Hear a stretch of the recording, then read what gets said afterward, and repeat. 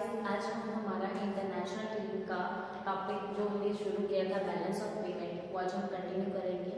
Last हमने class में क्या बैलेंस ऑफ पेमेंट के बारे में पढ़ा था, balance of payment and balance of trade में भी हमने डिफरेंस पढ़ा था। ठीक है, सो आज हम पढ़ रहे हैं disequilibrium in balance of payment. What are the causes of disequilibrium in balance of payment and how we remove disequilibrium in balance of payment and suggestions to improve disequilibrium in balance of payment. Okay, so what are the causes of disequilibrium in balance of payment? ठीक है, तो क्या क्या ऐसे causes होते हैं जो हमारे बैलेंस ऑफ पेमेंट के अंदर डिसइक्विलिब्रियम लेके आते हैं, जिससे कि हमारा बैलेंस ऑफ पेमेंट जो है वो इम्बैलेंस हो जाता है कि हमारे एक्सपोर्ट इम्पोर्ट जितने भी हमारे जो आपस में ट्रांजेक्शन हो रही है सब में डिफरेंसेस आ जाते हैं। ठीक है, Number 1 is trade cycles.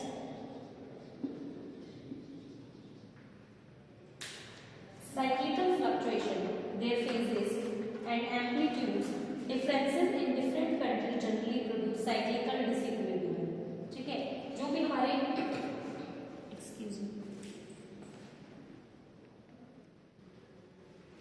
Trade cycles, जितने भी हमारे ट्रेड साइकिल के अंदर जो फ्लक्चुएशंस आती हैं, अप्स एंड डाउन्स आते हैं, बूम्स एंड रिसेशन आते हैं, ठीक है, उनकी वजह से हमारे बैलेंस ऑफ पेमेंट में डिसइक्विलिब्रियम आ जाता है। ठीक है, जनरली ये साइक्लिकल डिसइक्विलिब्रियम प्रोड्यूस करता है। साइक्लिकल डिसइक्विलिब्रियम मतलब कभी अप्स आ रहे हैं, कभी डाउन्स आ रहे हैं, फिर से अप जा रहा है, फिर डाउन आ गया। तो हमारी इकोनॉमी की सिचुएशन क्या है, हमारा इन्फ्लेशन चल रहा है, डिफ्लेशन सिचुएशन चल रहा है, तो वो सिचुएशन डायरेक्टली अफेक्ट करती है हमारी बैलेंस ऑफ पेमेंट को। ठीक है, बिकॉज हमारी ट्रांजेक्शन हो रही है। अगर हमारे कंट्री में इन्फ्लेशन है, दैट मीन्स हमारे पास बहुत पैसा है इकोनॉमी के अंदर, तो हम ज्यादा इंपोर्ट करेंगे। ठीक है, इंपोर्ट करेंगे एंड एक्सपोर्ट कम हो जाएंगे, बिकॉज इंपोर्ट ज्यादा होंगे, हमारी खुद की कंट्री में पैसा ज्यादा लोगों के पास, तो वो खुद की कंट्री में ज्यादा जो डोमेस्टिक है वो भी प्रोडक्ट खरीदेंगे, डोमेस्टिक कंजम्पशन भी ज्यादा होगी और प्लस हम इंपोर्ट भी ज्यादा करेंगे। तो इससे क्या होगा, हमारा एक्सपोर्ट कम हो जाएगा, प्लस हमारा जो इंपोर्ट है वो भी इंक्रीज हो जाएगा। तो यहाँ पे बात एक्सपोर्ट इंपोर्ट की हो रही है कि एक्सपोर्ट जब रिड्यूस हो जाते हैं और इंपोर्ट जब इंक्रीज हो जाते हैं तो हमारे बैलेंस ऑफ पेमेंट में डिसइक्विलिब्रियम आ जाता है। ठीक है, तो ट्रेड साइकिल मतलब इन्फ्लेशन की सिचुएशन आने की वजह से हमारे जो है वो ट्रेड साइकिल जो है वो अफेक्ट करेगी disequilibrium balance of payment. Balance of payment directly effect होगा, बिकॉज इन्फ्लेशन की सिचुएशन आते ही डायरेक्टली हमारे एक्सपोर्ट कम हो जाएंगे, बिकॉज हमारी डोमेस्टिक कंजम्पशन ज्यादा बढ़ जाएगी एंड हमारी इंपोर्ट भी इंक्रीज हो जाएगी, क्योंकि अब हम कंजम्पशन बढ़ा रहे हैं तो खुद का डोमेस्टिक भी यूज कर लेंगे, प्लस हम बाहर से भी इंपोर्ट करेंगे, तो हमारा पैसा सारा इसी में चला जाएगा। तो हम एक्सपोर्ट क्या करेंगे, तो एक्सपोर्ट हमारे कम होते ही हमारा बैलेंस ऑफ पेमेंट जो है वो डिसबैलेंस हो जाएगा, उसमें डिसइक्विलिब्रियम आ जाएगा। Next is huge developmental and investment programmes.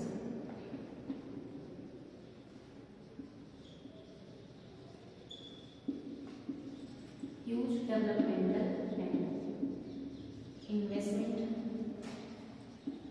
programs.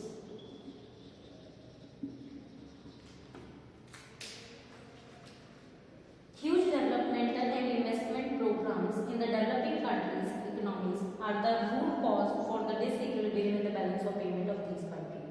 Their propensity to import goes on increasing for want of capital for rapid industrialization, while export may be boosted up to that extent as these the primary producing countries. Moreover, their exports quantum of primary commodities may decline as newly created domestic countries may require them. Thus, there will be structural changes in balance of payment and structural disequilibrium will result. Huge developmental and investment program. जब हमारे mainly जो developing countries हैं उनकी बात हो रही है, क्योंकि डेवलपिंग कंट्रीज के ही बैलेंस ऑफ पेमेंट में मेनली डिसइक्विलिब्रियम आता है। तो जब डेवलपमेंटल और इन्वेस्टमेंट प्रोग्राम्स चल रहे हैं तो दैट मीन्स हमारी इकोनॉमी में पैसे की नीड है, क्योंकि जो हमारा एक्सपोर्ट्स होना चाहिए था एज इतने अब एक्सपोर्ट होते नहीं है, बिकॉज हमारी प्राइमरी प्रोडक्शन है, हम इतना ज़्यादा एक्सपोर्ट कर भी नहीं रहे, इतनी ज़्यादा हमारी एक्सपेंडिचर है भी नहीं, हमारा इंफ्रास्ट्रक्चर पे इतना ज़्यादा अच्छा हमारा टेक्नोलॉजी नहीं है, मशीनरी इतनी ज़्यादा हाईली अपग्रेडेड नहीं है, तो इतना हम एक्सपोर्ट कर भी नहीं पा रहे। ऑलरेडी हमारा एक्सपोर्ट नॉमिनल से चल रहा है, तो लेकिन हमारा huge developmental and investment programme चल रहा है, तो हमें टेक्निक्स की जरूरत है, हमें अपग्रेडेड चीज़ों की जरूरत है, मशीन्स चाहिए, हमें इंफ्रास्ट्रक्चर लेवल चाहिए जो इम्पोर्टेंट है हमारे डेवलपमेंट के लिए। डेवलपमेंट के लिए, इन्वेस्टमेंट प्रोग्राम्स के लिए, तो वो हम कहाँ से मंगवाएंगे, हम इम्पोर्ट करेंगे। इम्पोर्ट बढ़ जाएंगे क्योंकि हमें डेवलपमेंट करना है, तो हमें उन चीज़ों की ज़रूरत है, ठीक है। वो मशीनरी हमें चाहिए, वो टेक्निक हमें चाहिए, वो टेक्नोलॉजी, वो लेबर हमें चाहिए, ठीक है, उनके माइंड स्किल्स हमें चाहिए, तो इसलिए हम वो सारा क्या करेंगे, हम इम्पोर्ट करेंगे। एक्सपोर्ट करने के लिए हमारे पास इतना कुछ है नहीं, ऑलरेडी डेवलपमेंट चल रहा है, प्राइमरी प्रोडक्ट प्रोड्यूसिंग कंट्री है हमारी, तो इतना हम एक्सपोर्ट नहीं कर पा रहे, तो ऑलरेडी हमारा एक्सपोर्ट भी कम हो जाएगा और इम्पोर्ट बढ़ जाएंगे, और हमारी इकोनॉमी के अंदर क्या आ जाएगा, डिसइक्विलिब्रियम आ जाएगा।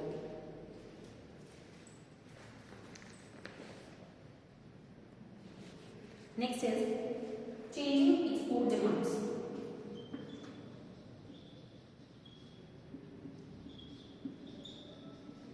Changing export demands. Okay, as a vast increase in the domestic production of foodstuff, raw materials, substitute goods, etc. in advanced countries has decreased their need for import from the agrarian underdeveloped countries. Thus, export demand has considerably changed, resulting in structural disequilibrium in the countries. Similarly, advanced countries also will suffer in the export as a result of loss of their markets in developing countries, owing to the tendency of the poor nations for self-reliance and their ways and means of uncertainty their imports, but disequilibrium, deficit in balance of payment, seems to be more persistent in the underdeveloped or developing nations than in the advanced rich nations. Changing export demands, export की demand changes होना, एकदम से export की demand खत्म होना, उससे भी क्या है, डिसइक्विलिब्रियम आ जाता है।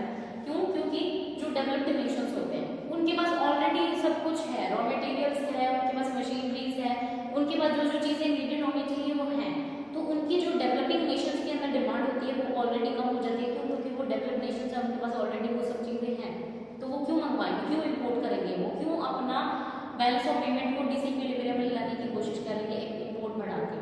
तो इसलिए उनकी जब इम्पोर्ट्स कम होते हैं तो दैट मींस डेवलपिंग कंट्रीज के एक्सपोर्ट कम हो गए, एक्सपोर्ट की डिमांड कम हो गई। क्यों? क्योंकि डेवलप्ड नेशंस अपनी मार्केट खुद ग्रो कर रहे हैं, खुद अपने वहाँ सब कुछ अरेंज कर रहे हैं, रॉ मटेरियल्स जो नहीं है उनको भी लाने की कोशिश कर रहे हैं, जैसे भी वो मेंटेन कर रहे हैं, मैनेज कर रहे हैं, बट उनकी एक्सपोर्ट की डिमांड कम कर रहे हैं। तो जिसकी वजह से डेवलपिंग नेशंस के अंदर क्या है कि जो एक्सपोर्ट डिमांड कम हो जाती है और उनके डिसइक्विलिब्रियम आ जाता है balance of payment. Next is population growth.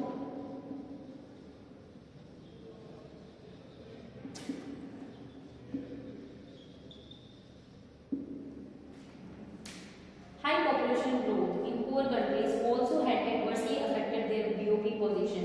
It is easy to say that an increase in population increases the need of these countries for imports and decreases the capacity to export. Heavy population growth. Population बढ़ने से क्या होगा? खुद की domestic demands बढ़ जाएंगी, because जितना पहले एक फैमिली में 2 पर्सन थे, अब 4 पर्सन हो गए, तो उनकी कंजम्पशन नीड्स बढ़ जाएंगी। अब उनको ज्यादा चाहिए खाने के लिए, अब उनके घर में कंजम्पशन के लिए फूड ज्यादा आएगा, फूड स्टफ चाहिए, क्लोथिंग चाहिए, सब कुछ चाहिए उनको जीने के लिए। तो जैसे जैसे पॉपुलेशन ग्रोथ करेगी, हमारा डोमेस्टिक कंट्री में जो भी चीजें अवेलेबल है वो सारी खुद कंज्यूम हो जाएंगी, खुद की कंट्री में खुद ही कंजम्पशन हो जाएगी, बिकॉज पॉपुलेशन इतनी बढ़ रही है। तो हमारे पास एक्सपोर्ट करने के लिए क्या बचेगा? कुछ भी नहीं। एक्सपोर्ट हमारा जैसे जैसे कम होता जाएगा वैसे वैसे हमारा बैलेंस ऑफ पेमेंट डिसइक्विलिब्रियम में चला जाएगा, और जब खुद की डोमेस्टिक कंट्री में हम डिमांड्स नहीं पूरी कर पाएंगे तो हम इम्पोर्ट करेंगे, इम्पोर्ट बढ़ते ही ऑलरेडी हम क्या आ जाएंगे, डिसइक्विलिब्रियम आ जाएंगे। Next is huge external borrowings.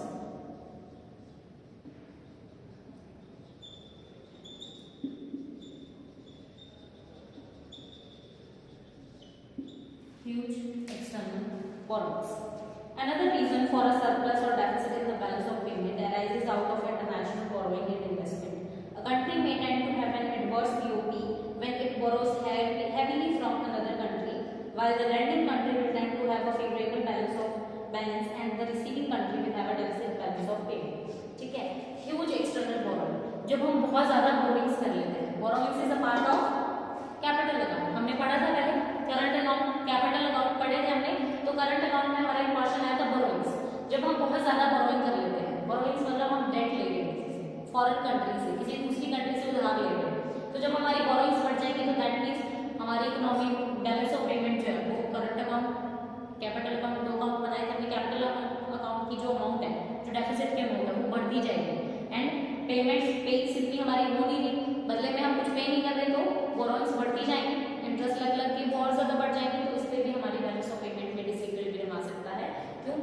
External borrowings ज्यादा बढ़ा रहे हैं, बोरोइंग्स ज्यादा कर रहे हैं। नेक्स्ट है इन्फ्लेशन।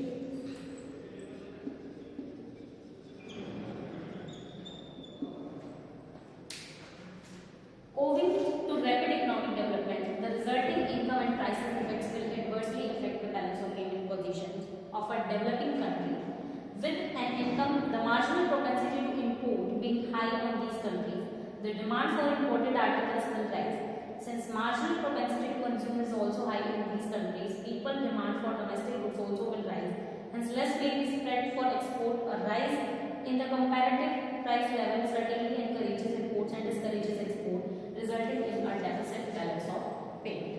ठीक है, इन्फ्लेशन का बढ़ना, इन्फ्लेशन बढ़ना दैट मीन्स इकोनॉमी के अंदर पैसा ज्यादा आना, लोगों की इनकम बढ़ना, लोगों के पास अब पैसा स्पेंड करने के लिए बहुत ज्यादा है, दैट मीन्स उनकी प्रोपेंसिटी टू कंज्यूम जो है वो बढ़ रही है, प्रोपेंसिटी टू सेव, जो वो सेव कर रहे हैं वो कम होता जा रहा है, लेकिन जो वो एक्सपेंड कर रहे हैं, जो वो कंज्यूम कर रहे हैं वो बढ़ रहा है। कंजम्पशन बढ़ेगी तो दैट मीन्स हमारा एक्सपोर्ट कम होगा एंड इम्पोर्ट ज्यादा बढ़ेगा। क्यों? क्योंकि इन्फ्लेशन बढ़ती है, हमारी प्रोपेंसिटी टू कंज्यूम बढ़ जाती है, हम कंजम्पशन ज्यादा करने लगे तो हमारे डोमेस्टिक गुड्स जो है वो सारे कंज्यूम हो जाएंगे, एक्सपोर्ट हमारे रिड्यूस हो जाएंगे बिकॉज अब हमारे पास एक्सपोर्ट करने के लिए कम बचा है, एंड इम्पोर्ट हमारे इंक्रीज हो जाएंगे बिकॉज प्रोपेंसिटी टू कंज्यूम बढ़ रही है, तो हम डोमेस्टिक के साथ साथ हम इम्पोर्ट भी ज्यादा करेंगे, डोमेस्टिक कंजम्पशन के साथ साथ हम इम्पोर्ट भी हमारा बढ़ा देंगे। तो इसलिए इन्फ्लेशन भी हमारा एक रीजन है disequilibrium in balance of payment. Next is demonstration effect.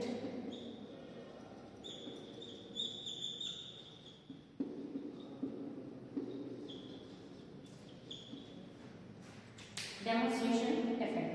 It is another most important factor causing deficit in the BOP of a country, especially of an underdeveloped country. When people of underdeveloped nation come into contact with those of advanced countries through economic, political, and social relations, there will be a demonstration effect on the consumption pattern of these people, and they will desire to have Western style goods in pattern of consumption, so that their propensity to import increases, whereas their import quantum may remain the same or may even decline when increase in income, thus causing an adverse BOP for the country. Demonstration effect. Demonstration effect को हम बोल सकते हैं देखा देखी, किसी को देख देख के चेंज होना। जब हमारे स्पेशली अंडर डेवलप्ड कंट्रीज के जो लोग हैं वो किसी डेवलप्ड कंट्रीज के लोगों के साथ कॉन्टेक्ट में आते हैं, चाहे वो पॉलिटिकल रिलेशन के साथ आए, चाहे वो सोशल इकोनॉमिक कोई भी रिलेशन के थ्रू अगर वो किसी के साथ कॉन्टेक्ट में आते हैं तो मन क्या करता है कि हम भी उनके जैसे स्टाइल यूज करें, वेस्टर्न स्टाइल यूज करें, जितना वो पॉपुलर है उतने हम भी हो, इफेक्टिव सी चीजें जो वो यूज करते हैं वो हम भी करें, इतने महंगे महंगे फोन जो वो यूज करते हैं वो हम भी करें, तो देखा देखी काइंड ऑफ चेंज हो जाते हैं। तो देख देख के जो डेवलप्ड कंट्रीज के जो लोग हैं उनको देख देख के डेवलपिंग कंट्रीज के अंडर डेवलप्ड कंट्रीज के जो लोग हैं उनको देख देख के इम्पोर्ट्स अपने बढ़ाए जाए, ब्रांडेड स्टफ यूज करना, ब्रांडेड फोन्स यूज करना, ब्रांडेड चीजें यूज करना। वो ब्रांडेड कहाँ से आती है? वो सारी इम्पोर्ट होती है, ब्रांड्स ज्यादा बाहर ही चलते हैं, फॉरेन में, वेस्टर्न कल्चर ज्यादा फॉरेन में चलता है, तो उसको हम इम्पोर्ट कर रहे हैं, इम्पोर्ट बढ़ते जा रहे हैं लेकिन हमारा एक्सपोर्ट सिमिलर है, रिमेन सेम है, कोई चेंजेस नहीं आ रहा, इंक्रीमेंट नहीं आ रहा। तो इम्पोर्ट में इंक्रीमेंट, एक्सपोर्ट में इंक्रीमेंट नहीं है, वो सेम है, लेकिन इम्पोर्ट तो इंक्रीज हो रहे हैं, इम्पोर्ट बढ़ाते ही हमारा बैलेंस ऑफ पेमेंट क्या है? डिसइक्विलिब्रियम में आ जाएगा। Last one is reciprocal demand.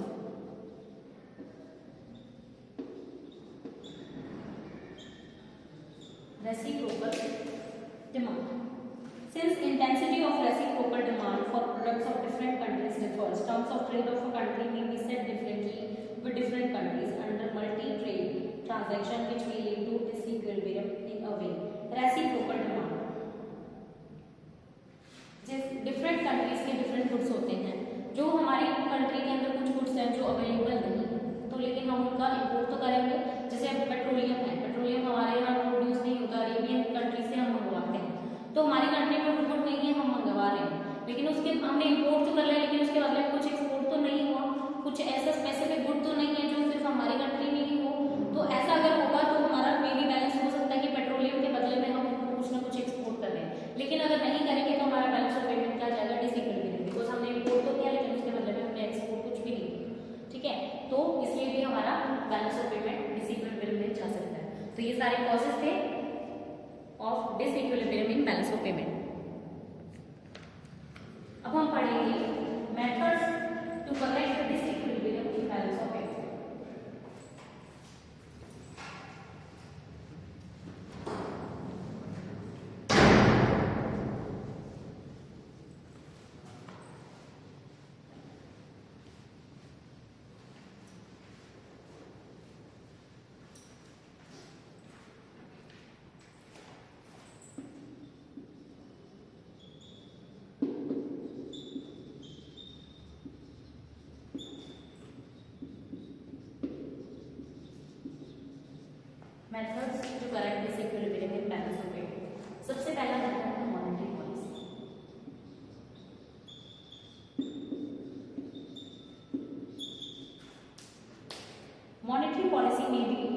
devised to correct a deficit in the balance of payment of a country. The deficit occurs because of high imports and exports. This is to be reversed. In this regard, the country may adopt deflationary or dear money policy by raising the bank rates and restricting credit. So under deflation, price falls, which makes export attractive and imports costlier. This eventually leads to rise in export and a fall in import. The policy of money contraction and deflection keeps exchange rates unaffected and tries to correct the deficit in the balance of payment through domestic changes. Monetary policy. सबने पढ़ा है monetary policy. Monetary policy में क्या होता है, bank rates, जो भी हम बैंक रेट्स, सीआरआर, एसएलआर जो भी पढ़ते हैं, तो उसमें मॉनेटरी पॉलिसी में हम क्या यूज करेंगे, dear money policy. That means हम मनी की वॉल्यूम को कम करेंगे. इन्फ्लेशन की जो सिचुएशन थी उसको डिफ्लेशन में लेके आएंगे. डिफ्लेशनरी सिचुएशन को राइज करेंगे ताकि लोगों के पास पैसा कम जाए.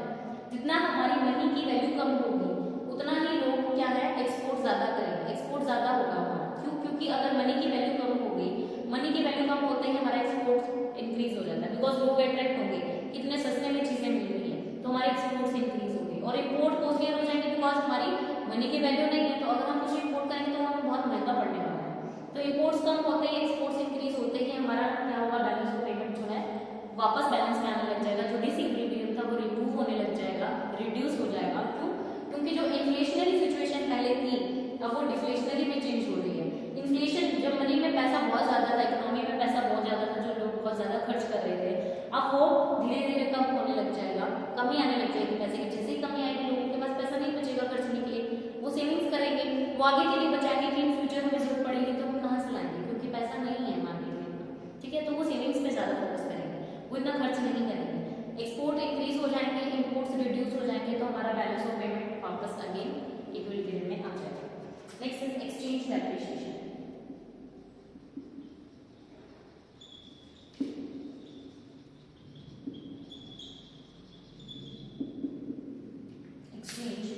Depreciation. It means the decline in the rate of exchange of one country in terms of another. It is automatic and it helps in correcting a mild adverse balance of payment. This stimulates exports by making the domestic goods cheaper to the foreign and thereby leading to a favorable balance. Exchange depreciation. Depreciation मतलब हमारी country की जो हमारी currency है उसको depreciate करना in terms of another currency. कि हमारी जो कंट्री की करेंसी है उसको उसकी वैल्यू कम कर देना, उसको डेप्रिशिएट कर देना in terms of another currency. कि पहले जो हमारी $1 की वैल्यू 74 अप्रॉक्स थी, अब हमने उसको $1 की वैल्यू 76 अप्रॉक्स कर दी. दैट मीन्स हमने हमारे पैसे की वैल्यू यहाँ पे इंक्रीज करके हमारी वैल्यू गिरा दी.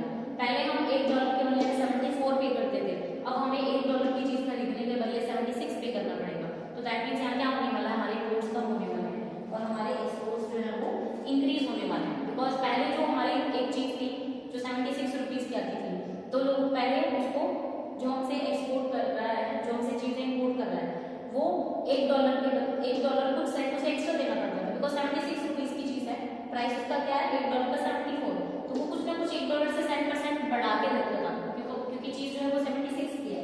लेकिन अब एट अ टाइम हमारा प्राइस क्या होगा, हमने कंट्री की जो करेंसी थी उसको डेप्रिशिएट कर दिया. दैट मीन्स $1 के बदले में हमें 76 पे करने पड़ेंगे. तो जो 76 की चीज थी वो $1 में ही मिल रही है, तो वो क्या करेंगे, हमसे एक्सपोर्ट करवाएंगे, हमसे चीजें खरीदेंगे, तो हमारे एक्सपोर्ट बढ़ जाएंगे और इंपोर्ट कम हो जाएंगे. तो दैट मीन्स हमारा वापस जो बैलेंस ऑफ पेमेंट है वो इक्विलिब्रियम में आ जाएगा. Next is devaluation.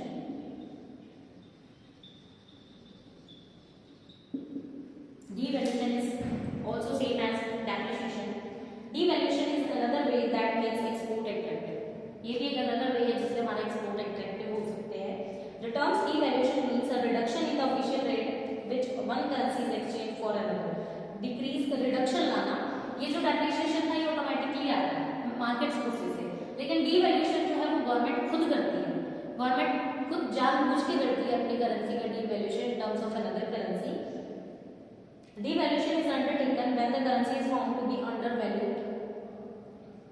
Devaluation makes the goods cheaper for foreigners. Export will raise and imports decline. यही सेम depreciation का कॉन्सेप्ट है. इसमें भी हमारी करेंसी की वैल्यू जो है वो गिर जाएगी, एक्सपोर्ट्स हमारे इंक्रीज हो जाएंगे और इंपोर्ट्स कॉस्टलियर हो जाएंगे.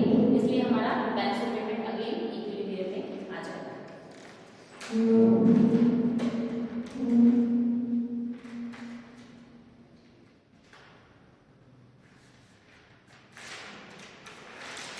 Next is exchange control.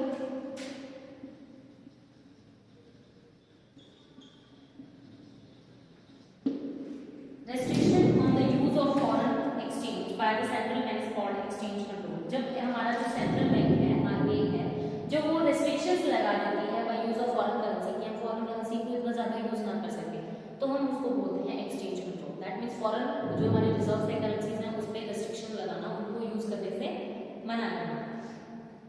All the exporters to surrender their foreign exchange earnings to central bank under exchange control. The central bank releases foreign exchange only for essential imports and conserve the rest of the balance. This is most direct method of curbing imports. ये direct method होता है बिल्कुल। इसके अंदर जो RBI है उसका role होता है पूरा। आरबीआई इसमें क्या है, रेस्ट्रिक्ट कर देती है to use foreign reserves, foreign currencies।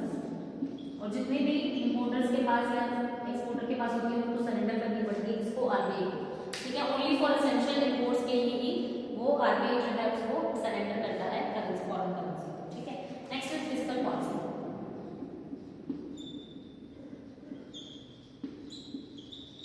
Fiscal policy जिसके हम टैक्सेशन, जिसके अंदर हम हमारा टैक्स डिसाइड करते हैं, taxation policy and budgetary policy, public debt policy, public expenditure policy, जो फिस्कल पॉलिसी के अंदर सारा कुछ डिसाइड करते हैं।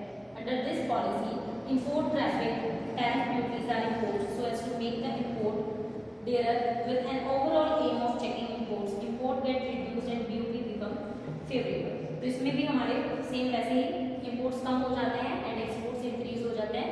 अगेन फिर से हमारा जो बैलेंस ऑफ पेमेंट है वो इक्विलिब्रियम में आ जाता है।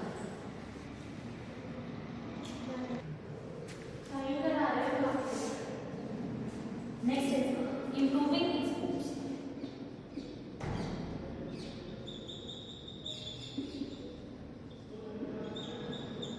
एक्सपोर्ट्स को इंप्रूव करना, कैसे हम एक्सपोर्ट को अपने इंप्रूव कर सकते हैं, क्या हम एफर्ट्स लगा सकते हैं एक्सपोर्ट को इंक्रीज करने के लिए। कैंपेन्स लगाना, अपनी जो होती है एक गाइडलाइंस प्रोवाइड करवाना एक्सपोर्ट के लिए, सारी फैसिलिटीज प्रोवाइड करवाना ताकि हमारे एक्सपोर्ट्स इजीली हो सके। और जो बाहर की कंट्रीज हैं उनको सारी इंफॉर्मेशन प्रोवाइड करवाना, कुछ कैटलॉग्स प्रोवाइड करवाना या कोई एनुअल हम ऐसी कोई बुकलेट निकालें जिसमें हमारी सारी इंफॉर्मेशन हो, सारी कंपनीज के बारे में क्या क्या प्रोडक्ट्स अवेलेबल हैं। तो इंप्रूविंग एक्सपोर्ट मतलब एक्सपोर्ट फैसिलिटीज बढ़ाना, ताकि एक्सपोर्ट इंप्रूव होंगे तो अपने आप हमारा जो बैलेंस ऑफ पेमेंट है वो इक्विलिब्रियम में आ जाएगा। नेक्स्ट है import policy.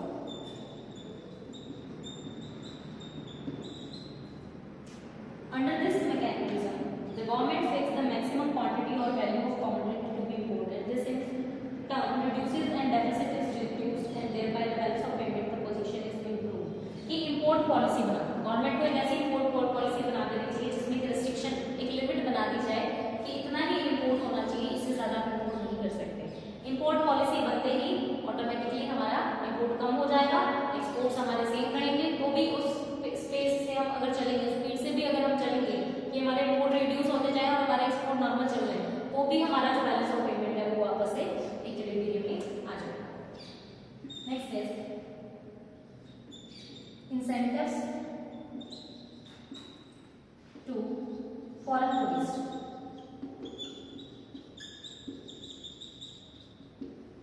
The government may also encourage foreign tourists to visit the country in increasing numbers of offering them various facilities and constitutional travel. This increases the foreign exchange earning of the country with the help of which the deficit in BOP can be reduced. Foreign exchange earning, foreign currencies को earn हम कैसे कर सकते हैं। Foreign currencies increase होते ही हमारा जो balance of payment है वो वापस इक्विलिब्रियम में आ जाएगा, ताकि हम उनको इंसेंटिव्स प्रोवाइड करवाएं, हमारी अर्निंग, फॉरेन अर्निंग इंक्रीज हो सके, हम टूरिज्म अपना बढ़ाएं, टूरिस्ट को कंसेशनल रेट्स पे चीजें प्रोवाइड करवाना, उनको सारी फैसिलिटीज प्रोवाइड करवाना, सारे इंसेंटिव्स देना, कॉन्स्टिट्यूशनल ट्रैवल प्रोवाइड करवाना, ताकि हमारी टूरिज्म इंटरेक्ट हो, टूरिज्म बाहर से आए और वो अपनी करेंसीज हमारे इंडिया में लेके आए, हमारी कंट्री में लेके आए, ताकि हमारा भी जो हमारा फॉरेन अर्निंग्स है वो इंक्रीज हो सके। लास्ट पर encouragement to foreign investment.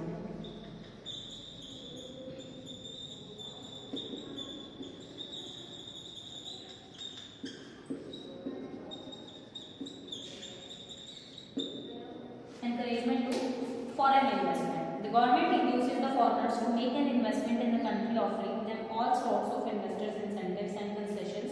This provides the government with extra foreign exchange which are utilized to reduce the deficit in the BOP. Foreign investment को encourage करना ताकि जो फॉरेन इन्वेस्टर्स हैं वो हमारी कंट्री में आए, हमारी कंट्री में आके इन्वेस्टमेंट करें। हमने एक पोर्शन पढ़ा था कैपिटल अकाउंट में, इन्वेस्टमेंट का भी हमने पढ़ा था एफडीआई, एफएफआई एंड एफपीआई।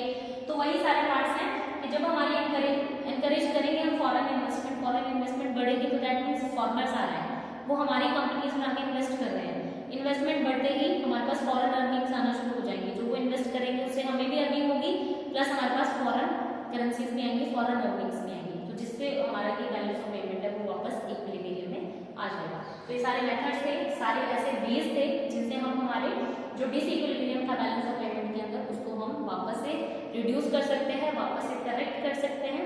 कौन से मेथड्स थे? मॉनेटरी पॉलिसी यूज करके, exchange depreciation, devaluation, exchange control, fiscal policy, improving exports, import को रिड्यूस करके, incentives to foreign tourist and encouragement to foreign investment, जिससे कि हमारी फॉरेन अर्निंग्स होगी, फॉरेन करेंसी रिजर्व्स बनेंगे हमारे पास और जिससे कि हमारा बैलेंस ऑफ पेमेंट वापस से इक्विलिब्रियम में आ जाएगा। ठीक है, तो आज हमने किया डिसइक्विलिब्रियम के कॉजेज एंड हमने उसके